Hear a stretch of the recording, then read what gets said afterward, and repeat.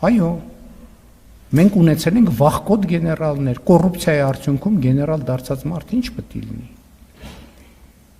Ծառայության արդյունքում դիրքերում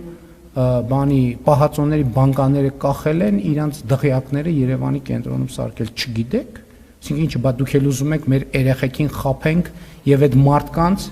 որոնք ոչ իրենց ֆիզիկական ֆորմայով կամ ընդհանրապես այդ զինվորականի տեսքա, փորները 3 մետրը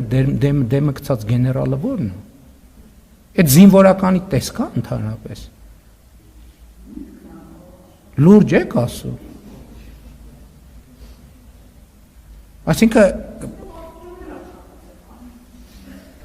տեսեք նախ սուրեմ էլի զինվորական ծառայություն ուրիշ բան է, զինվորական ծառայությունը պետքա ստանդարտ ունենա, զինվորականը պետքա ֆիզիկական պատրաստության որոշակի ստանդարտի համապատասխանի, բա որ հետո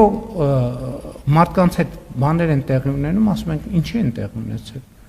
որտեղ մարդիկ կամ ֆիզիկապես կամ հոգեբանորեն պատրաստ չեն դրան,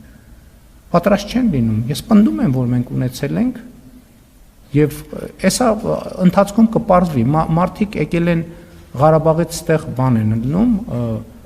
կներեք արտահայտության տղամարդամիշ են լնում, բայց բան են եղել 44 օրյա պատերազմի ժամանակ նրանց պատմությունները, որ ուսումնասիրում են, մեկը խուճապ տարածող ա եղել, մեկը դասալիք ա եղել, մեկը որդուն դիրքերից փախցնող ա եղել։ Այդ հիմա հեշտ է օպերայում գալ կանգնել դոշ ծեծել։ Կպարզվի, ում որ կպարզվի, հերթով անունները կտանք եւ կդատվեն այդ մարդիկ, Եվ ես հույս ունեմ, որ Հայաստանի դատական համակարգը այդ մարդկանց հետ կվարվի այնպես, որ իրանք որ կոչմանը արժանի են, գան այդ կոչմանը հարցնեն, այսինքն շարքային։ Նրանք պետք է այդ կոչումներից զրկվեն, որովհետև այդ ուսադիրները կրելու իրավունք չունեն։